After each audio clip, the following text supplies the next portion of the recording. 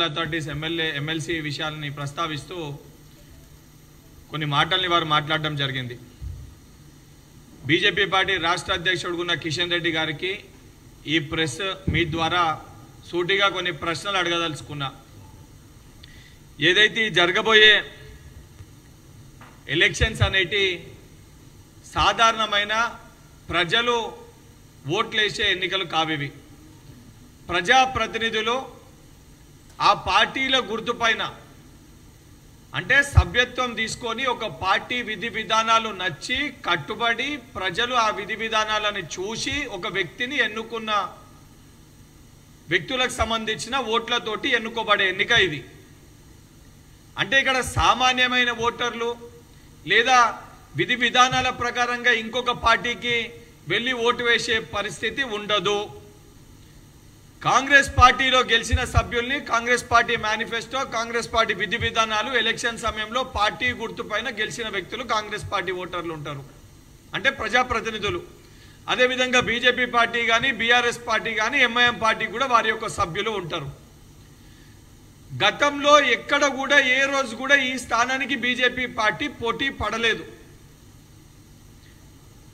కానీ ఈరోజు ఉద్దేశపూర్వకంగా ఏదైతే సంఖ్యాబలం లేకపోయినా మొత్తం 110 ఓట్లకి సంబంధించి మజ్లిస్ పార్టీకి 49, బీజేపీ రిస్తదార్ సమితి అంటే బీఆర్ఎస్ పార్టీకి 25, భారతీయ జనతా పార్టీకి 22 ఓట్లు, కాంగ్రెస్ పార్టీకి 14 ఓట్లు.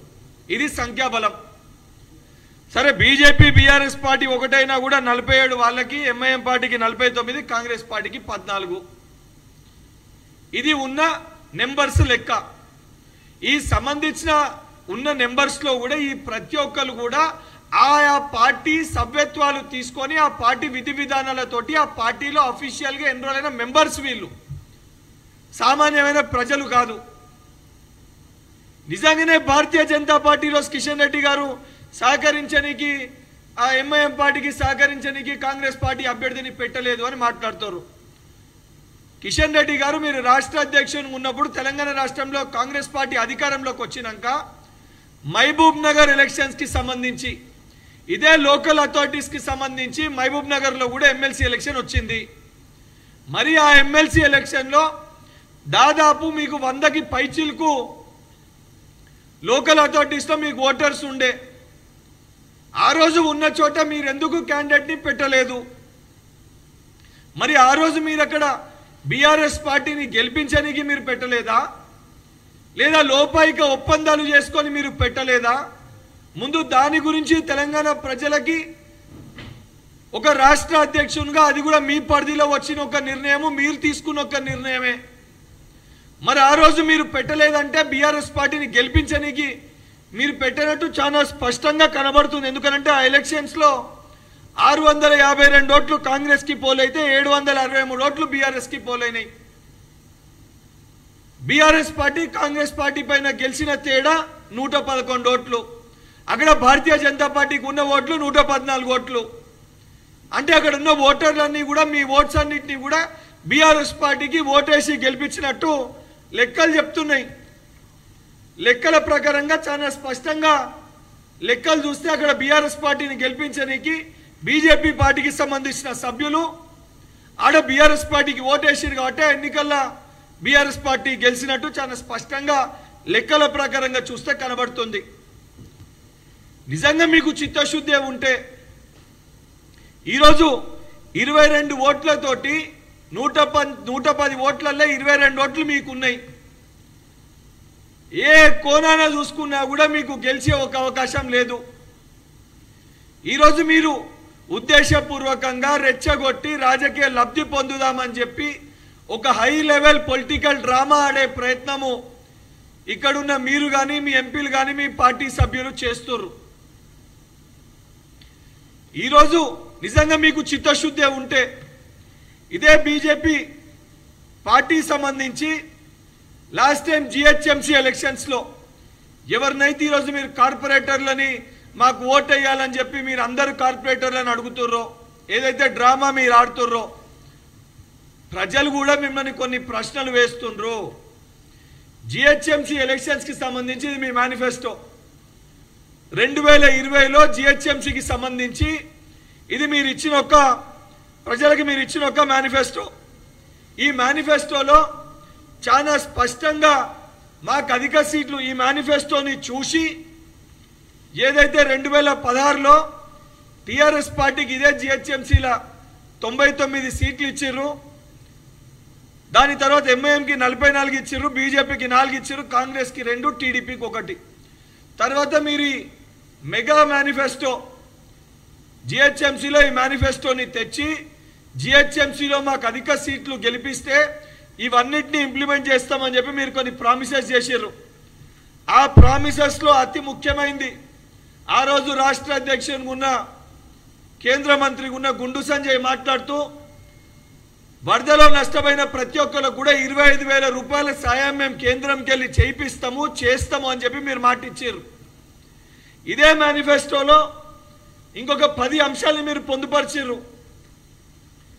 మూసీ రివర్ ఫ్రంట్ డెవలప్మెంట్, జిమ్స్ని, స్విమ్మింగ్ పూల్స్ని కట్టిస్తాము, ఏ డివిజన్లో మాకు గెలిపిస్తారో ప్రతి డివిజన్కి 4 శ్మశాన వాటికల్ని కట్టిస్తాము, ఓల్డ్ సిటీకి స్పెషల్ ప్యాకేజ్ని ఇస్తాము, దానితో పాటు స్ట్రీట్ వెండర్స్కి అందరికీ హెల్త్ ఇన్సూరెన్స్ కడతాము, ఆటో డ్రైవర్లకి 7,000 రూపాయల సంవత్సరానికి ఆర్థిక సాయం చేస్తాము, 0 లోన్స్ ఇస్తాము, స్ట్రీట్ వెండర్స్కి 1,00,000 ఇల్లు కట్టిస్తాము, ఏదైతే 100 యూనిట్ల ఫ్రీ కరెంట్ ఇస్తాము, మెట్రో కారిడోర్ ఇస్తాము, ప్రతి జంక్షన్లో కూడా ఫ్లైఓవర్ కట్టిస్తామని చెప్పి ఇట్లా సుమారు ఒక 50 నుంచి 70 హామీలు ఇచ్చిర్రు ఇలా మీ మేనిఫెస్టోలో.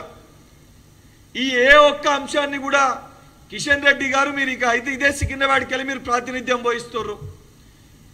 గతంలో కూడా మీరు టూరిజం శాఖ మంత్రిగా ఉండే ఈరోజు కూడా మీరు కేంద్ర మంత్రిగా ప్రాతినిధ్యం వహిస్తున్నారు.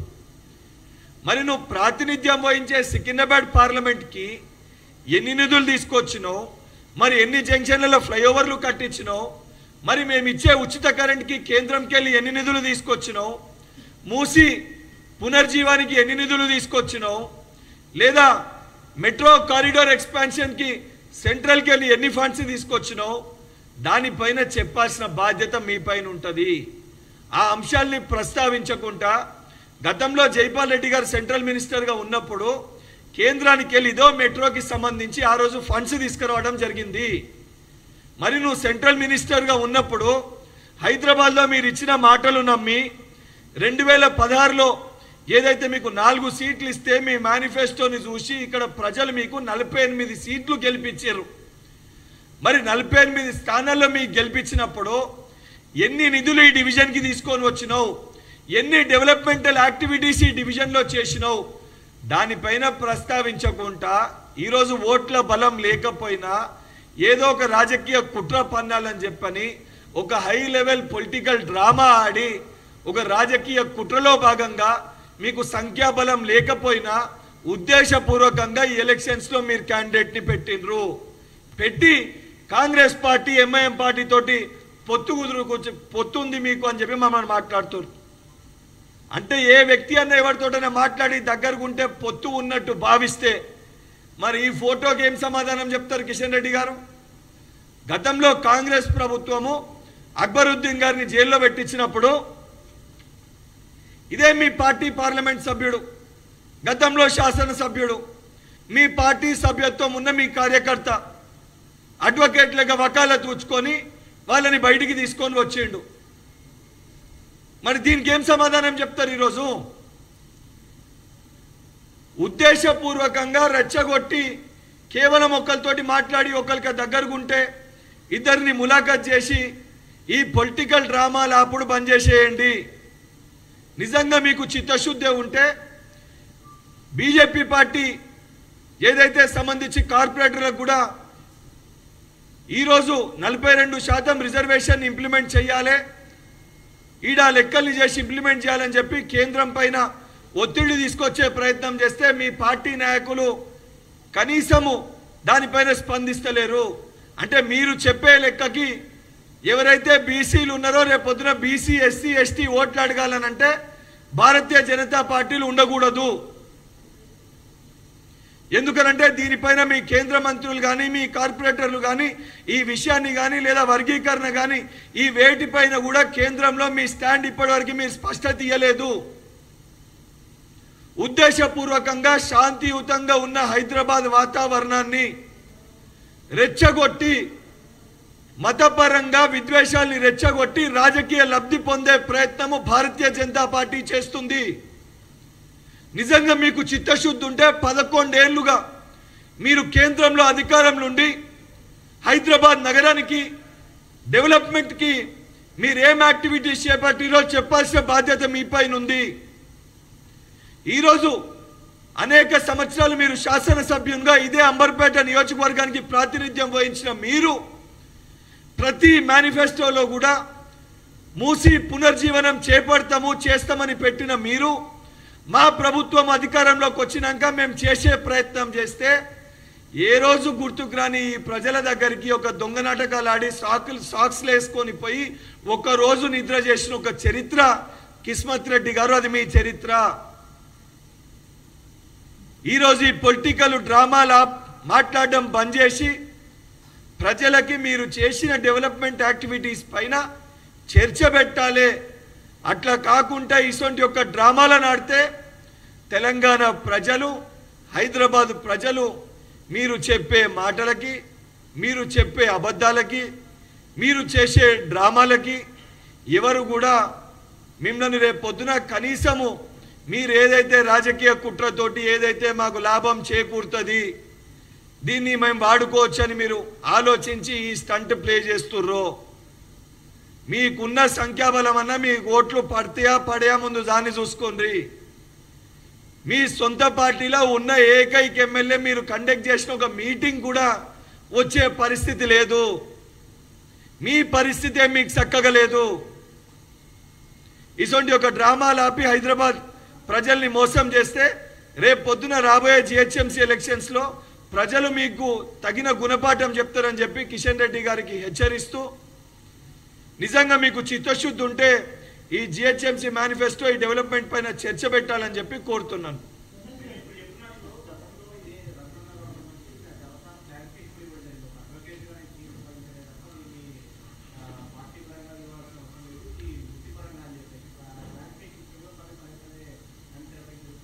ఈరోజు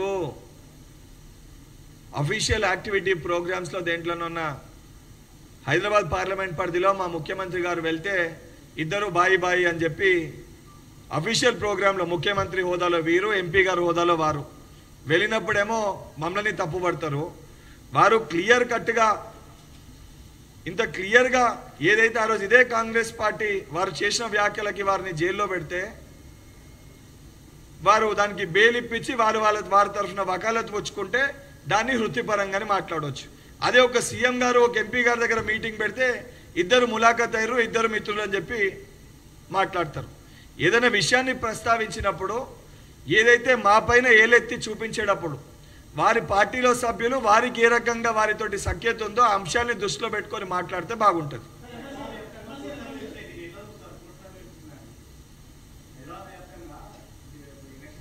మీకు అదే చెప్తున్నా.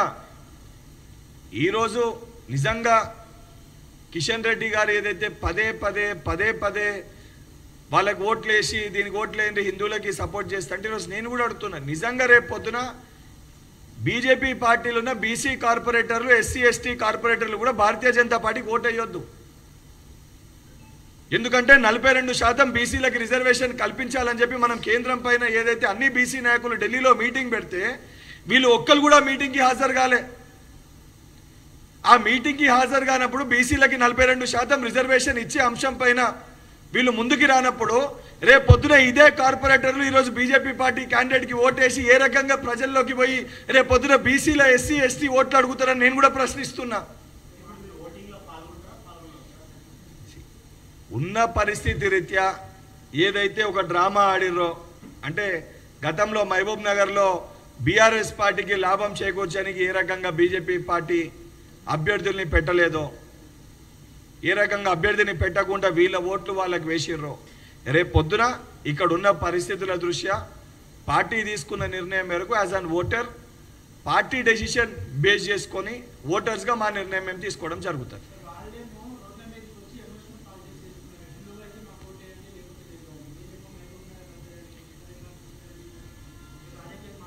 ఇప్పుడు నేను అడిగేది కూడా అటు అడుగుతున్నా, ఈ 25,000 వరద నష్టం హిందువులకి వర్తించదా? హిందువుల ఇల్లు కొట్టుకోబోలేదా? ఇది కూడా వాళ్ళు ఇచ్చిన హామీయే కదా. నేను అదే చెప్తున్నా, వాళ్ళు ఇచ్చిన హామీలకి సంబంధించి దాదాపు వారి ప్రకారంగా 80% మంది హిందూ పాపులేషన్ ఉన్న హైదరాబాద్ నగరానికి ఎన్ని సమస్యల్ని వారు పరిష్కరించిండ్రు? లేదా ఇదే కిషన్ రెడ్డి గారు మరి ప్రతి సమయంలో ప్రతి సందర్భంలో ఈరోజు ఏదైతే నేను ఎమ్మెల్సీగా ప్రాతినిధ్యం వహిస్తున్న ఇదే అంబర్పేట నియోజకవర్గంలో మరి మైనారిటీ సోదరులకి సంబంధించి అనేక హామీలు అనేక సందర్భాల్లో వాళ్ళ ఇంట్లో వెళ్ళినప్పుడు కూడా వాళ్ళ ఇంట్లో వెళ్ళి భోజనం చేసిన సందర్భాలు కూడా ఉన్నాయి. ఇదే వారి మేనిఫెస్టోలో ఏదైతే ఓల్డ్ సిటీకి సంబంధించి స్పెషల్ ప్యాకేజ్ ఇస్తామని చెప్పి కూడా వారు పెట్టినరు. మరి మీకు ఎలక్షన్ సమయంలో ఓట్ల సమయంలో ఒక రకంగా ప్రవర్తించి ఇంకొక చోట ఏదైతే లోకల్ అథారిటీస్ ఎలక్షన్స్ వచ్చినప్పుడు ఇంకో రకంగా ప్రవర్తించి ఈరోజు ఎలక్షన్స్ రాగానే అసలు కంప్లీట్గా ఒక డిఫరెంట్ పర్సెప్షన్ క్రియేట్ చేసి ఒక డ్రామా ఎందుకు ఆడే ప్రయత్నం చేస్తుర్రు? వాళ్ళ స్టాండే క్లియర్గా కదా, మా పార్టీలో గెలిచిన వాళ్ళు తప్ప మేము ఇతర పార్టీకి వెళ్ళి ఎమ్మెల్యేలు తీసుకోము అని చెప్పి వాళ్ళు మాట్లాడతారు. మరి అట్లా మాట్లాడే వాళ్ళు మరి వాళ్ళ పార్టీలకు వెళ్ళి గెలిచిన సంఖ్య 22 ఉంది. మరి 22 ఉన్నప్పుడు ఇతరులకు ఎట్లా అప్పీల్ చేస్తారు? ఓట్లేమని అప్పీల్ చేయడం కూడా తప్పే కదా ప్రజాస్వామ్యంలో. ఇప్పుడు వాళ్ళు అడిగేది సామాన్యమైన ఓటర్లకు సంబంధించిన ఎలక్షన్ కాదు కదా ఇది. ఇప్పుడు ఒక కాంగ్రెస్ పార్టీ సభ్యుడు ఉన్నాడంటే నేను పార్టీ సభ్యత్వం తీసుకొని నేను పార్టీలో ఒక మెంబర్ని, అంటే పార్టీ విధి విధానాలతోటి ఆ ఒక స్ట్రక్చర్లో నేను ఉన్న ఒక అఫీషియల్ మెంబర్ని. వారి యొక్క విధానమే తప్పు. వారు మాట్లాడలే మాటలకి వారిలో చెప్పే విషయాలు కాంట్రడిక్టరీగా ఉన్నాయి. ఇది కేవలము ఒక పొలిటికల్ డ్రామా ఆడే ప్రయత్నమే. ఆ రకంగా కాకపోతే కిషన్ రెడ్డి గారు ఈ అన్ని విషయాల గురించి మాట్లాడి వీటన్నిటి గురించి క్లారిఫికేషన్ ఇస్తే 100% మేము కూడా దానిపైన రేపు పొద్దున ఎలక్షన్ తర్వాత సంపూర్ణ స్పష్టత ఇస్తాం.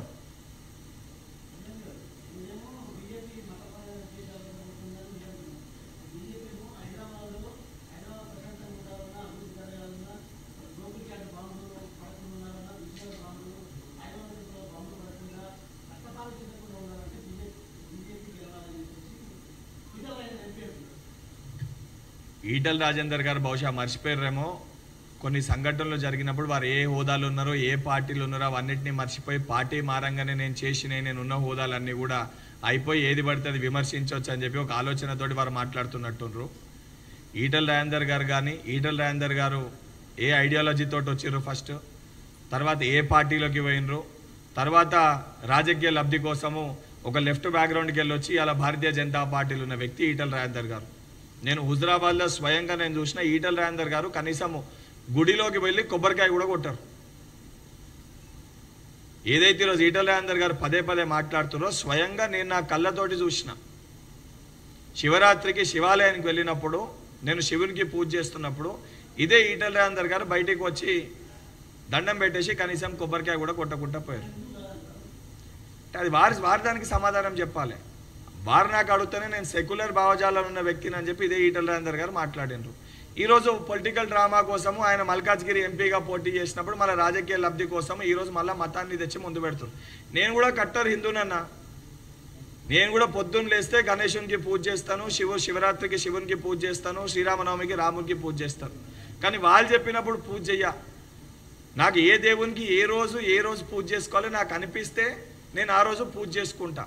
కానీ బీజేపీ వాళ్ళు పోయి ఇవాళ దీనికి పూజ చేయమంటే పూజ చేసినట్టు కాదు. లేదా కేవలం వాళ్ళే హిందువులు కాదు, భారతదేశంలో హిందువులు, ముస్లింలు, సిక్కులు, ఇసాయిలు, భిన్న కులాలు, భిన్న మతాలు అందరము కలిసిమెలిసి రాజ్యాంగాన్నే హిందువులు భగవద్గీతను ఎట్లయితే భావిస్తారో, ముస్లింలు ఖురాన్ ఎట్లయితే భావిస్తారో, క్రిస్టియన్స్ బైబిల్ని ఎట్లా భావిస్తారో, భారతదేశ ప్రజలందరూ కూడా రాజ్యాంగాన్ని ఆ రకంగా గౌరవిస్తారు, ఆ రకంగా రాజ్యాంగాన్ని పూజిస్తారు. ఆ రాజ్యాంగాన్ని కల్పించిన బాబాసాహెబ్ అంబేద్కర్ గారిని అవమానిస్తారు. పార్లమెంట్ సాక్షిగా అవమానించిన రోజు కనీసము ఈ ఎంపీలు ఎవరు కూడా దాన్ని ఖండించారు, ఆ ప్రొటెస్ట్లో పాల్గొనరు. మళ్ళా అంబేద్కర్ గారి జయంతి రాగానే పోయి దాన్ని శుద్ధి చేస్తున్నామని మాట్లాడతారు. అంటే వాళ్ళ స్టాండ్ ఎంత కాంట్రడిక్టరీగా ఉంది. రాజకీయ లబ్ధి కోసం ఎప్పుడు ఏది పడితే అది ఏ రకంగా మాట్లాడుతారో చాలా స్పష్టంగా కనబడుతుంది. ఇవాళ కూడా నేను ఏమడుగుతున్నా, మహబూబ్ నగర్లో లోకల్ అథారిటీస్ ఎలక్షన్స్ జరిగినప్పుడు ఇదే కిషన్ రెడ్డి గారు పార్టీ అధ్యక్షునిగా ఉన్నారు. ఆ రోజు ఎందుకు మహబూబ్ నగర్లో క్యాండిడేట్ని పెట్టలే? మరి ఆ రోజు మీ ఓట్లు ఎవరికి వేసారు? గెలిచినది కూడా మీకున్న ఓట్లన్నీ, కాంగ్రెస్ అభ్యర్థి ఓడిపోయిన ఓట్లన్నీ సేమ్ అవే. 112 ఓట్లతో మేము ఓడిపోతే 114 పైన బీజేపీ పార్టీకి ఓట్లు ఉన్నాయి. అంటే మీ ఓట్లన్నీ ఆడ బీఆర్ఎస్ పార్టీకి వేసిర్రా?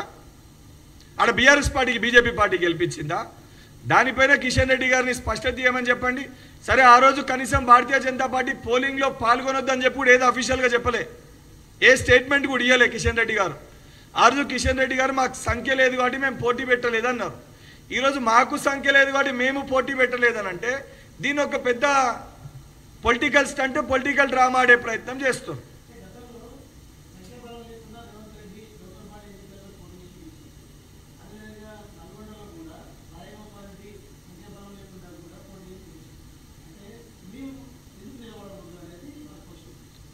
నేను అదే అడుగుతున్నా, భారతీయ జనతా పార్టీ సంఖ్యాబలం లేకపోయినా రాష్ట్రాల్లో ప్రభుత్వాలను ఏర్పాటు చేయడానికి అరుణాచల్ ప్రదేశ్ వంటి రాష్ట్రాల్లో వాళ్ళకి 2-3 ఎమ్మెల్యేలు ఉంటే ఉన్న ఎమ్మెల్యేలు అందరినీ కూడా వాళ్ళ పార్టీలో చేర్చుకొని ప్రభుత్వాన్ని ఏర్పాటు చేశారు. మరి మహబూబ్ నగర్లో 100కి పైచేలకు ఓట్లు ఉన్నప్పుడు మరి ఎందుకు అక్కడ వాళ్ళు క్యాండిడేట్ని పెట్టలేదని అడుగుతున్నా. కిషన్ రెడ్డి గారు మహబూబ్ నగర్ దానికి స్పష్టత ఇస్తే దీనికి కూడా క్లియర్ కట్గా రేపు పొద్దున ఏంది, ఏ రకంగా, ఎందుకు, దేనికోసం చేసినామనే స్పష్టత నేను కూడా ఇస్తాను.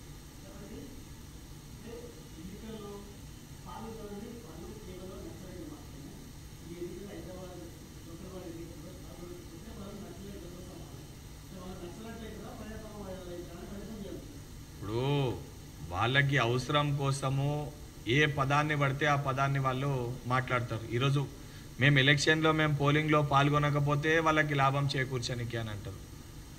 ఈరోజు వాళ్ళ పార్టీ నాయకులు మాట్లాడుతూ బీజేపీ పార్టీ కార్పొరేటర్లకి, ఎంఐఎం పార్టీ కార్పొరేటర్లకి, బీఆర్ఎస్ పార్టీ కార్పొరేటర్లకి మేము అందరికి అప్పీల్ చేస్తున్నాం మాకు ఓటేయమని చెప్పి మాట్లాడుతున్నారు.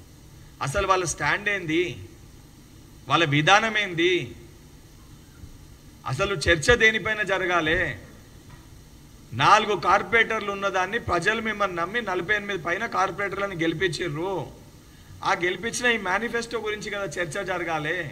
ఈరోజు 15 నెలలు మేము అధికారంలో వచ్చి అయితే 15 నెలల్లో మా గ్యారంటీల గురించి అడుగుతారు. మరి ఇదైతే 4 సంవత్సరాలు అయింది కదా. ఈ మేనిఫెస్టో ఇచ్చిన రోజైతే 2019లో ఎలక్షన్ అయిపోయింది, వాళ్ళ అధికారంలోకి రాలే, వాళ్ళకు ఉన్న ఎమ్మెల్యేల బలం తెలుసు, తర్వాతనే కదా ఎలక్షన్ జరిగింది. ఇందులో అధిక సీట్లు గెలిపిస్తేనే మేము ఇది ఇంప్లిమెంట్ చేస్తామని చెప్పారు కదా. ఇందులో కేంద్రానికి వెళ్ళి నిధులు తీసుకురావచ్చు కదా. ఇందులో ఉన్న వాటికి ఎన్ని నిధులు తీసుకొచ్చారు కేంద్రానికి వెళ్ళి ఇవి ఇంప్లిమెంట్ చేయనీకి? ఇవి కూడా హిందువులకు లబ్ధి చేకూర్చనీకే కదా. హిందువులే కదా మీకు ఓట్లు వేసారు. మరి హిందువులు ఈ మేనిఫెస్టోని చూసి మీకు ఓట్లు వేస్తే మరి ఆ హిందూ సోదరులకు మీరు ఏం చేసిర్రు, ఏం డెవలప్మెంట్ చేసిర్రు? ఈరోజు మాటలు మాట్లాడడానికి 100 మాటలు మాట్లాడతారు. రాముని గురించి ప్రతిసారి ప్రస్తావిస్తారు. అసలు భద్రాచలానికి ఎన్ని నిధులు తీసుకొచ్చారు కేంద్రానికి వెళ్ళి? మా ఇల్లందకుంట ఏదైతే దేవాలయం సంబంధించి హుజరాబాద్లో ఇదే బండి సంజయ్ గారు పార్లమెంట్ సభ్యునిగా ప్రాతినిధ్యం వహించే హుజరాబాద్లో ఇల్లందకుంట దేవాలయానికి, రామాలయానికి ఎన్ని నిధులు తీసుకొచ్చిండు? వేములవాడలో కొమ్రెల్లికి ఎన్ని నిధులు తీసుకొచ్చిండు? మల్లన్న గుడికి ఎన్ని నిధులు తీసుకొచ్చిండు? కొండగట్టులో ఆంజనేయుల గుడికి ఎన్ని నిధులు తీసుకొచ్చిర్రు? వారు అడిగే విషయాలపైనే నేను అడుగుతున్నా, వారు మాట్లాడే విషయాలపైనే నేను మాట్లాడుతున్నా. కేవలము హిందూ అనే పదాన్ని రాజకీయ లబ్ధి కోసము రెచ్చగొట్టనీకి, విద్వేషాలు రెచ్చగొట్టనీకి, మతపరంగా వ్యాఖ్యలు చేసి మీరు గెలవనికి తప్ప నిజంగా హిందువుల కోసం మీరు ఏం చేసిర్రు? మీరేం డెవలప్మెంట్ చేసిర్రు? మీరేం కొత్త స్కీమ్స్ ఇంప్లిమెంట్ చేసిర్రు? అనేక కులాలకి, అనేక మతాలు, ఏదైతే హిందూ మతానికి అనేకమైన వాగ్దానాలు చేసిర్రు కదా, మరి వాటిలో ఎన్నింటినీ మీరు ఇంప్లిమెంట్ చేసిర్రు? వాటిపైన కిషన్ రెడ్డి గారు చర్చ పెట్టాలి, దానిపైన కిషన్ రెడ్డి గారు మాట్లాడాలి. ఎందుకంటే సుదీర్ఘ రాజకీయ అనుభవం ఉండి అంబర్పేట్కి వెళ్ళి శాసనసభ్యునిగా, ఈరోజు సికింద్రాబాద్ పార్లమెంట్ సభ్యునిగా ప్రాతినిధ్యం వహిస్తున్న వ్యక్తి గత 30 సంవత్సరాల మీ కెరియర్ల, మీ పొలిటికల్ కెరియర్ల హైదరాబాద్ నగరంలో ఉన్న హిందూ సోదరులకి మీరు చేసిన డెవలప్మెంట్ ఏంటి దానిపైన చెప్పండి.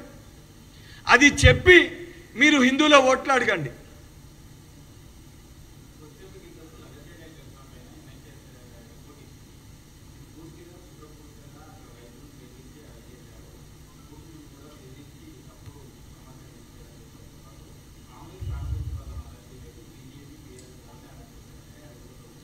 ఆ రిపోర్ట్ ఏముందో దానికి సంబంధించి ఆ సబ్జెక్ట్ పైన సంబంధించిన మా పీసీసీ అధ్యక్షులు దాని గురించి సంబంధించి స్పష్టత ఇస్తారు. నేను ఎస్పెషల్లీ ఎందుకంటే నేను కూడా ఒక జిహెచ్ఎంసీ పరిధిలో రేపు పోలింగ్లో పాల్గొనబోయే నేను కూడా ఒక ఏదైతే ఆ సభ్యునిగా ఆ ఓటర్లో నేను కూడా ఉన్న 110 మందిలో నేను కూడా కొన్ని కాబట్టి కిషన్ రెడ్డి గారు ఈరోజు హైదరాబాద్ ప్రజల్ని ఏ రకంగా, తెలంగాణ ప్రజల్ని ఏ రకంగా మోసం చేసి భారతీయ జనతా పార్టీ డ్రామాలు ఆడుతుందో ఆ వాస్తవాలు ప్రజలకి మీ ద్వారా తెలియజేయాలనే ఉద్దేశంతో ఈ ప్రెస్ మీట్ని ఏర్పాటు చేయడం జరిగింది.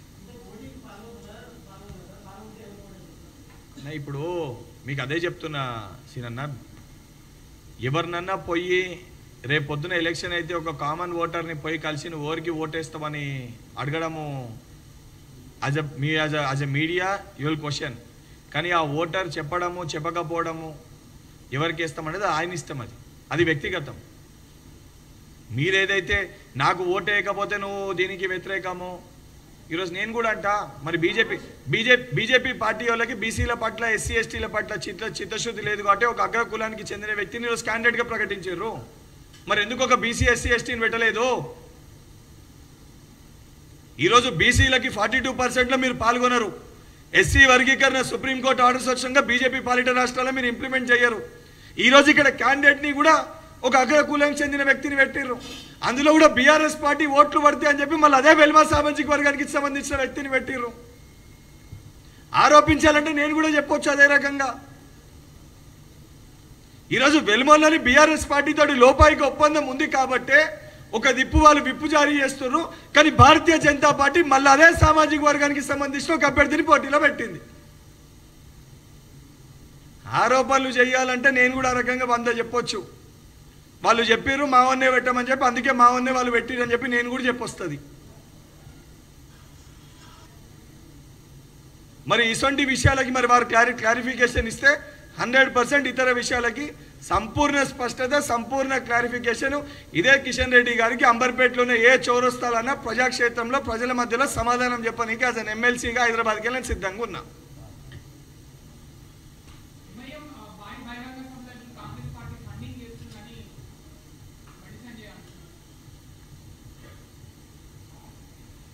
ఆలోచన లేకుండా తలతిక్కగా కేంద్ర మంత్రిగా ఉన్నాను కూడా ఒక అవగాహన లేకుండా పార్లమెంట్లో అమిత్ షా గారు అంబేద్కర్ గారిని అవమానించినప్పుడు అర్థం కాక కనీసం దానిపైన స్పందించని వ్యక్తి బండి సంజయ్. ఈరోజు ఆలోచన లేకుండా ఎంఐఎం పార్టీకి మీటింగ్ సంబంధించి కాంగ్రెస్ పార్టీ ఫండింగ్ చేస్తుందని చెప్పి మాట్లాడుతుండు. నిజంగా ఎంఐఎం పార్టీ ఇతర రాష్ట్రాల్లో పోటీ చేస్తే అది కాంగ్రెస్ పార్టీకి లాభం చేకూర్చిందా, భారతీయ జనతా పార్టీకి లాభం చేకూర్చిందా? లెక్కలు బయటికి తీస్తే చాలా స్పష్టంగా కనబడుతుంది. ఎన్ని రాష్ట్రాలు ఎంఐఎం పోటీ చేయడం వలన అక్కడ కాంగ్రెస్ పార్టీ అభ్యర్థులు ఓడిపోయారని లెక్కలతో సహా ఎంతోమంది మేధావులు, నిపుణులు ప్రతి మీడియా ఛానల్లో ప్రతి ఎలక్షన్ తర్వాత చాలా స్పష్టంగా చెప్పడం జరుగుతుంది. అవన్నిటిపైన అవగాహన లేకుండా మాట్లాడే వ్యక్తికి, ఆలోచన లేని వ్యక్తికి దురదృష్టవశాతము ఏదైతే అదే అమిత్ షా చెప్పులు మోసి ఈరోజు కేంద్ర మంత్రి అయిన వ్యక్తికి ఆయన మాట్లాడే మాటలకి శాంటిటీ ఉంటుందో ఉండదో మీరే అర్థం చేసుకోవాలి. Thank you.